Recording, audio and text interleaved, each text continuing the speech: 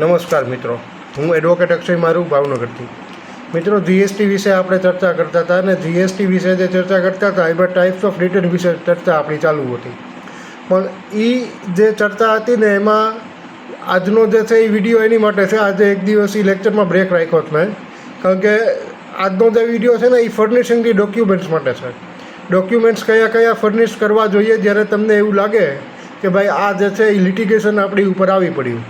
તો આ વસ્તુમાં સૌથી પહેલી વાત એવી છે કે જો તમે એકાઉન્ટ્સને પ્રોપર મેન્ટેન રાખ્યા હોય તો લગભગ કોઈ દિવસ તમે જીએસટીના લિટિગેશનમાં આવો નહીં.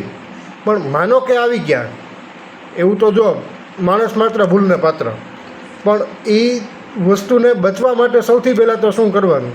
તમને સરકારે એમ કીધું કે ભાઈ જીએસટીની ચોરી તમે કરી તો સૌથી પહેલાં ડોક્યુમેન્ટ કયા જોવે? તો કે સૌથી પહેલી નજર છે ને એ એની ખરીદીના ચોપડા ઉપર પડે. શું કામ? કારણ કે જીએસટી લેવાનો કોને, દેવાનો કોને? સરકારને, અલ્ટિમેટ કસ્ટમરે. હવે તમે જેની પાસેથી લઈ આવ્યા એને ટેક્સ આપ્યો નહીં, બરાબર? એટલે તમે આઈટીસી ક્લેમ કરી. એટલે બીજી વસ્તુ જો આઈટીસીના લેજર લાવો ભાઈ.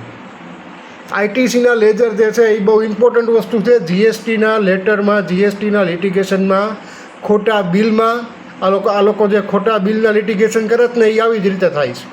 આઈટીસી ખોટી ક્લેમ કરી દે, બરાબર, અને કાં એવું કરે કે એવા વ્યક્તિ પાસેથી માલ લઈ લે કે જે જીએસટીનો રજિસ્ટર્ડ પર્સન નથી.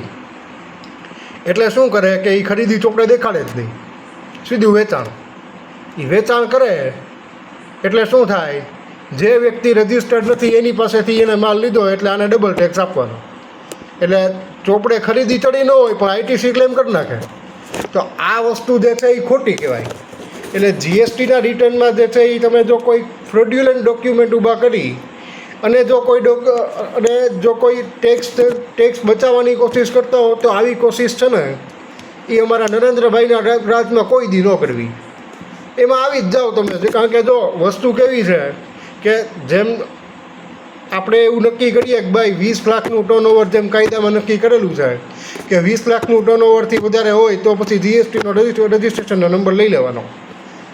પણ એ વસ્તુ જે છે એ મોદી સાહેબે 2017માં બનાવી હતી. એટલે આપણું મગજ હાલતું હોય ને એનાથી 5 ગણું છે ને એનું હાલતું હોય. એ આખો દેશ ચલાવે છે. એટલે વાત એવી છે કે તમે આઈટીસી ખોટી ક્લેમ કરો તો એને વાંધો જ નથી. 90% રકમ તો એ આપી જ દેશ. 90% રકમ તો જે દિવસે તમે રિટર્નમાં ક્લેમ કરી હોય એ હિસાબે એને પૂછતા આપી જ દેશ. 10% રકમ બાકી રાખે છે. 10% રકમ છે ને એની માટે બાકી રાખે છે કે જ્યારે આ પાપનો ઘડો ભરાય તો એ કેટલામાં થાય. તો આની માટે પહેલાં શું જોવે? ખરીદીના ચોપડા જોવે, પછી એકાઉન્ટ્સ લેજર જોવે કે ભાઈ કોને માલ આપ્યો હતો ને કોને જે છે એ કેટલો માલ આને આપ્યો ને કેટલો આની પાસે કોકે લીધો, આને કેટલી ખરીદી કરીને કેટલું સેલ કર્યું. તરત જ આવી જાઓ તમે. ખરીદી કરતાં તમારું વેચાણ જે છે એ વધારે હોય એટલે એમ પૂછે કે ભાઈ આ આટલો વધારાનો માલ જે છે એ તમારા ક્લોઝિંગ સ્ટોકમાં આવ્યો ક્યાંથી? એટલે સ્ટોક રજિસ્ટર જોવે. સ્ટોક રજિસ્ટર જોવે એમાં તમારી મેથડ જોવે કે ભાઈ આ વ્યક્તિ જે છે એ સ્ટોક રજિસ્ટર કેવી રીતે મેન્ટેન કરે છે. ફર્સ્ટ ઇન ફર્સ્ટ આઉટ કરે છે કે લાસ્ટ ઇન ફર્સ્ટ આઉટ કરે છે?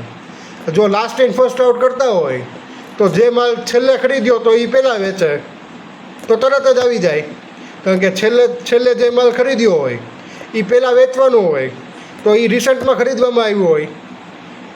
ફર્સ્ટ એન્ડ ફર્સ્ટ આઉટ હોય તો કે જે સૌથી પહેલાં લીધો તો એ પહેલાં વેચવાનો, બરાબર? તો એ જે માલ તમે વેચો એના કોડ જે છે એ મેચ કરીને જોઈ લે. એટલે આવી વસ્તુ થાય છે. તો આવી વસ્તુ થતી હોય તો જ્યારે તમને એમ કે ભાઈ જીએસટીની ચોરી કરી તો શું કરવાનું? કે જે આરોપ તમારી ઉપર મૂકવામાં આવ્યા છે એનું એક્સપ્લેનેશન તમારી પાસે રેડી હોવું જોઈએ. જો એના પુરાવાને એક્સપ્લેનેશન તમારી પાસે રેડી હોય તો હું માનું છું કે ત્યાં સુધી જીએસટીની ચોરીનો ઇલ્ઝામ જે છે એમાં તમે એન્ટિસિપેટરી બેલ મૂકો તો 110% જે છે એમાં જીતી શકાય. કારણ કે ધરપકડ જે છે એમાં સૌથી પહેલાં થાય. તો મિત્રો, આશા રાખું છું કે આજનો લેક્ચર સમજાણો હશે. મારું નામ છે એડવોકેટ અક્ષય મારું.